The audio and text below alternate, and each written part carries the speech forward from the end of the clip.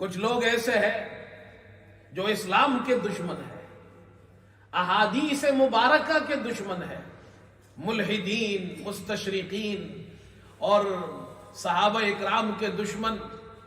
وہ صحابہ اکرام پر اعتراض کرتے ہیں، احادیث پر اعتراض کرتے ہیں. ان کا ایک اعتراض یہ ہوتا ہے کہ ابو ہریرہ رضی اللہ تعالی عنہ آخر میں آئے، سن 7 ہجری کو مسلمان ہوئے، 3 سال حضرت صلی اللہ علیہ وسلم کی خدمت اقدس میں گزارے. سب سے زیادہ روایات انہوں نے کیے، باقی صحابہ نے نہیں کیے. اتنے روایات انہوں نے یاد کیسے کی ہے؟ 5374 احادیث. تو اس کا جواب سن لیجئے. ابو ہریرہ رضی اللہ تعالی عنہ نے جیسے خود فرمایا، انہوں نے اپنے آپ کو دین کے لیے وقف کر دیا تھا. ان کا کام ہی یہی تھا کہ حضرت صلی اللہ علیہ وسلم کی احادیث کو یاد کریں، اور پھر وہ مدینہ منورہ میں رہے جہاں دوسرے طلبہ آ کر ان سے حدیث کا علم حاصل کرتے تھے. اس طرح ان کی احادیث کی اشاعت زیادہ ہوئی. پھر 5000 سے زیادہ احادیث یاد کرنا کون سی مشکل بات ہے؟ آپ نے دیکھا ہمارے یہاں چھوٹے بچے 2 سال کے اندر آرام سے قرآن یاد کر لیتے ہیں. بعض بچے اتنے ذہین ہوتے ہیں وہ 1 سال میں یاد کر لیتے ہیں. کچھ بچے اتنے ذہین ہوتے ہیں چند مہینوں میں، 6 مہینوں میں قرآن یاد کر لیتے ہیں. یہ آج کل کی بات کر رہا ہوں میں. قرآن کے اندر 6000 سے زائد آیات ہیں، ایک چھوٹا بچہ یاد کر لیتا ہے. اور ایسے لوگ آج کل کے دور میں بھی گزرے ہیں، ہمارے بزرگوں میں، ہمارے اساتذہ میں گزرے ہیں. حضرت علامہ انور شاہ کشمیری رحمت اللہ علیہ ایسے ذہین تھے، اللہ نے ایسی ذہانت، قوت حافظہ عطا فرمائی تھی. 40 سال پہلے جو کتاب پڑھی ہوتی تھی وہ کتاب 40 سال بعد انہیں یاد ہوتی تھی. ہمارے استاد ہیں، آج بھی زندہ ہے پاکستان کے اندر، حضرت مولانا ڈاکٹر منظور احمد مینگل صاحب. اللہ نے بڑا علم دیا ان کو. اور وہ جب حج پر گئے، پہلی مرتبہ حج پر تشریف لے گئے، جب واپس تشریف لائے انہوں نے مجھے خود یہ بیان کیا کہ میں مکہ مکرمہ میں تھا، حج کے لیے گیا، جتنے دن مکے میں رہے وہاں بیت اللہ کے سامنے بیٹھ کر انہوں نے بخاری شریف کو حفظ کیا. ہمارے استاد شیخ الحدیث حضرت مولانا سلیم اللہ خان صاحب رحمت اللہ علیہ، جن سے ہم نے حدیث پڑھی ہے، بہت بڑے محدث تھے.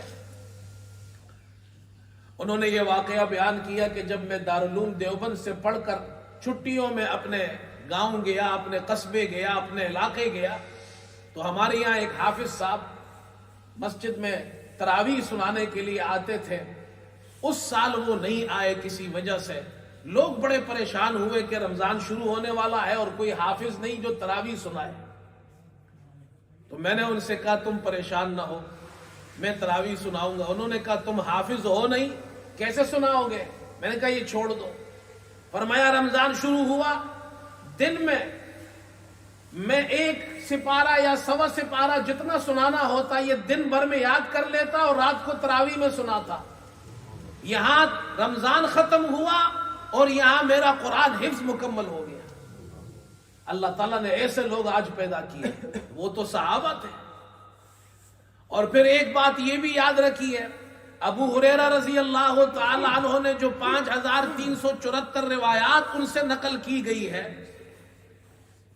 ان میں مکررات بھی ہے. حدیث کے اپنے اصطلاحات ہے، یہ اپنی ایک فیلڈ ہے، یہ الگ میدان ہے. جو لوگ حدیث کے فن سے واقف نہیں ہے، حدیث کے میدان سے واقف نہیں ہے، وہ تو 5374 سن کر ان کے کان کھڑے ہو جاتے ہیں کہ جی یہ کیسے ہو سکتا ہے. ایک صحابی آخر میں آئے اور اتنی احادیث ان سے نقل ہوئی. اس کی وجہ یہ ہے کہ وہ اس میدان کے لوگ نہیں ہیں. مثال کے طور پر سائنس میری فیلڈ نہیں ہے، اگر میں سائنس میں گفتگو کروں گا تو لوگ میرا مذاق اڑائیں گے. تو حدیث آپ کی فیلڈ نہیں ہے. کوئی انجینئر بنا ہوا ہے، کوئی ڈاکٹر بنا ہوا ہے اور آ کر وہ حدیث میں گفتگو کرتا ہے، تو اس کی گفتگو کی کوئی وقعت نہیں ہے، اس لیے کہ وہ اس میدان کا آدمی نہیں ہے.